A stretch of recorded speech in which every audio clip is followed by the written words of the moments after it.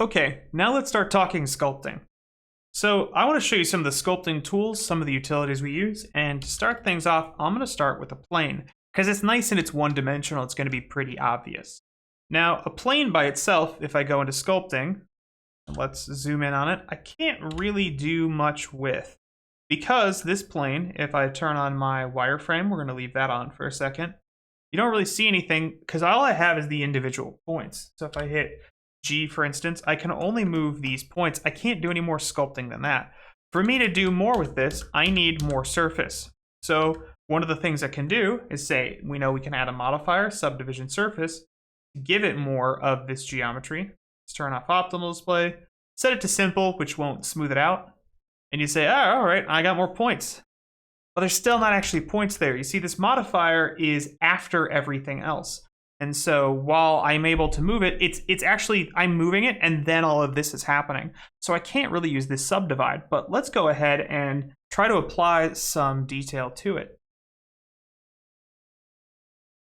So rather than using this, I want to come into here. I'm going to use my handy little tab mode to go into edit mode. And I'm going to subdivide this. And let's subdivide it by a lot, like 100. Perfect. Now let's go back into sculpt mode, and you can see what's happening when I sculpt using, say, one of these brushes, like, let's just use the regular sculpt draw, the sort of standard one. What it's actually doing is it's not, we think about it sculpting, but it's really doing is it's pushing all of these points along their normal direction. I don't have the normal sort of view on here because when you're sculpting, it doesn't really want to look at these. But if I take a look at my edit mode and we turn on my normals, you can see what it's trying to do when we push it is it's pushing it along its normal axis.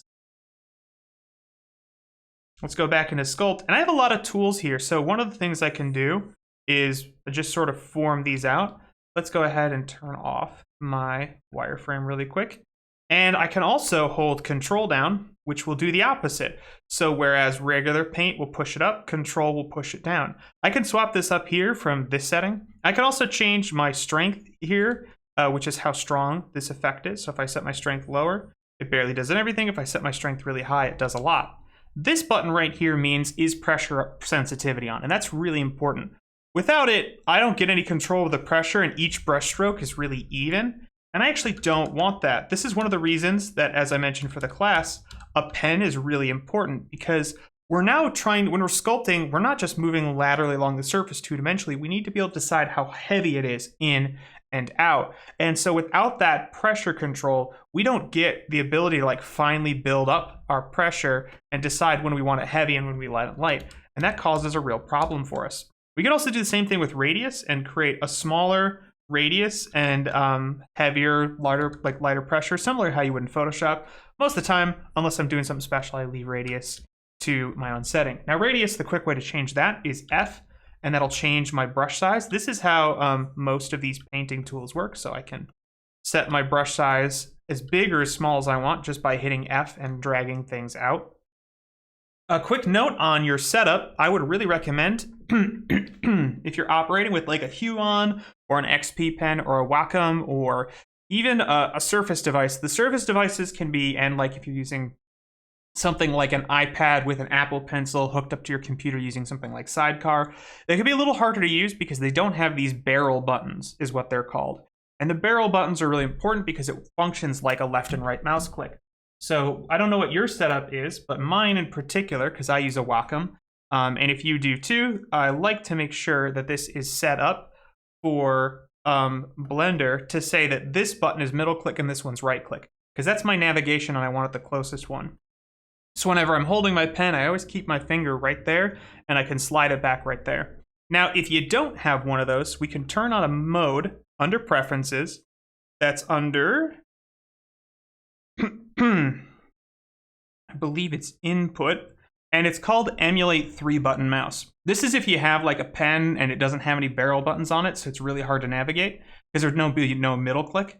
And if you click emulate 3-button mouse, what it will do when you hold Alt is it'll treat Alt like a middle click.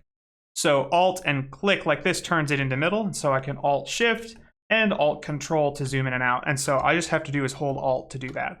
Problem is that also turns off some of the activation when you might use Alt for other things or other key presses. Sometimes it can make other things not work well. So if you have the barrel buttons, I really recommend you use those. So let me get my settings back on. I'm going to turn that off. So I like those a lot for those settings, but most of the time, it's all about this as my middle mouse. So another thing that you can do is if you hold Shift, it does a smoothing operation. Smooth is so commonly used that it literally gets its own hotkey for Shift. You can also find it down here in the menu. It's one of these. I don't recall which. Maybe it's that guy. Oh, Smooth right there. But most of the time, you're going to use it with Shift. Smooth can be thought of like if sculpting is about adding density or detail to the surface. Smooth can be thought of as an erase because it sort of averages things out and gets rid of the detail. There's a couple brushes in here that we're going to use a lot. This Sculpt Draw is one I actually don't use very much. Probably my most used brush out of all the brushes is definitely Grab, because most of the time I just want to push, pull, and nudge. But if I'm actually sculpting, the one I like the most is Clay Strips. This is based off of the famous Clay Buildup tool, which is a really good tool inside of ZBrush. It works most closely, approximates to that. And what it's good for is it creates these nice wide strips that I can also build up.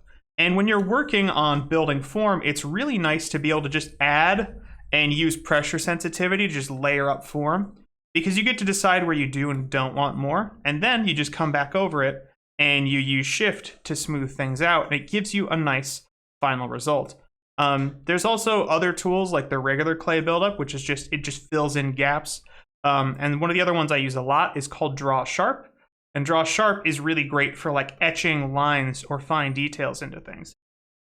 Now you notice as I'm going here that you can really see the edges of these. You can see the etching, and there's a resolution limit because it's the resolution limit of how many faces I actually have on my model. Again, going back to that wireframe.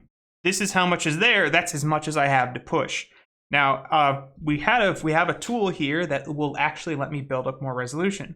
So instead of using that subdivision surface, which will smooth things out, but I can't really sculpt more detail than that, what we're going to use is something called a multi-resolution modifier. And you can see it looks a lot like Subdivide, and in fact, it has a button called Subdivide, but it has a few more options.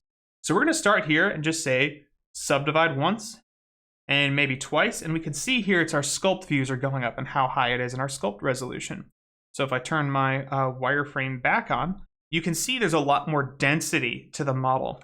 And as I go down in sculpt, that's where I was, and as I go up, that's where I'm here. But unlike subdivision surface, I actually can sculpt on these, which is what makes it really cool. So you see how much more precise and fine that line is then?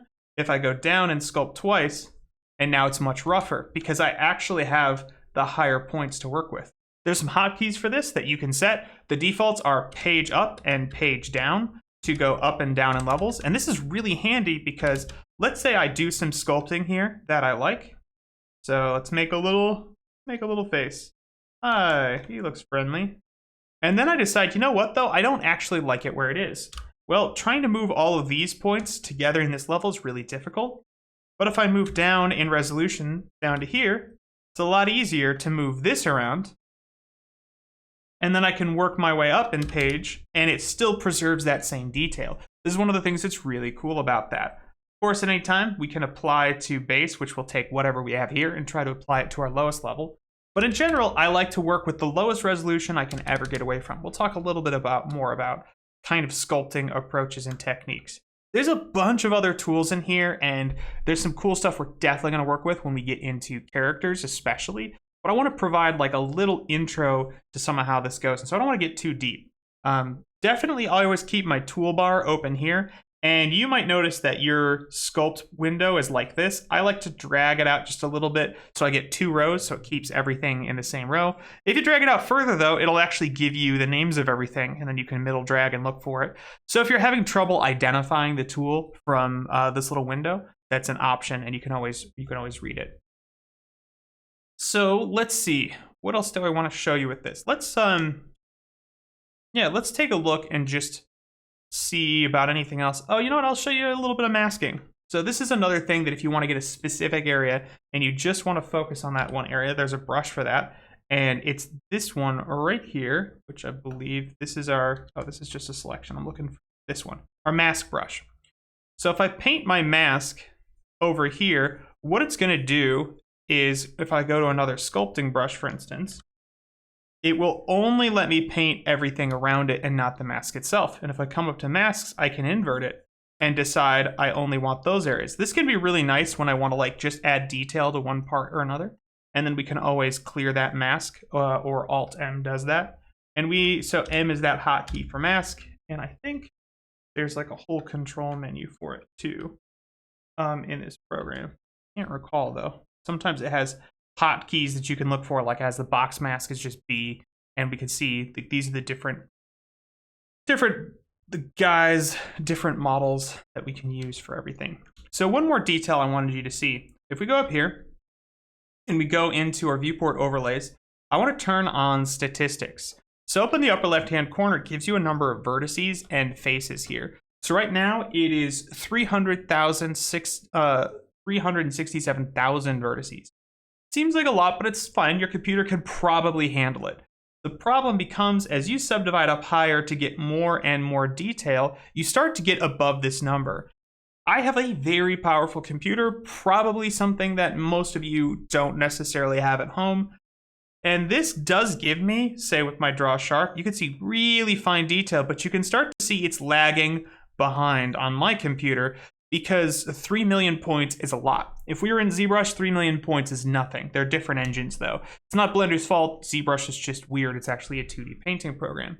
However, if I go one level lower, back down to 1 million, you can see it's a lot more responsive. And if I go further down still to that second subdivision level, where I'm now back to 300,000, I can go really fast with really not too much slowdown, and it works pretty well for me. So this is something to look for. I generally recommend keeping this on and trying not to go over 1 million at any given time. Probably your computer is going to start to get a slowdown over 1 million, so keep it to that number of points. You might be saying, well, what do? I got to get more detail in there. Maybe you do, maybe you don't. We're going to try to keep things stylized and relatively simple here. I find the biggest mistakes people make when they're first learning to sculpt is getting in too close because they think you can do all the work here. I like to keep it shaded flat instead of shaded smooth for these models because it tells me when I'm getting too close. Because if I can see these striations, I'm too close to the model. I spend most of my time sculpting from back here because we're trying to look at the big picture, and only when I'm working on really, really small details do I even get in this close. So that's usually a good indication for where you're at. So these are the general kind of tips, tools, things you might need to know to get yourself started in sculpting. I recommend just coming in here with a plane or a cube and just playing with it and seeing what kind of shapes you can come up with. All right, I'll see you in the next one.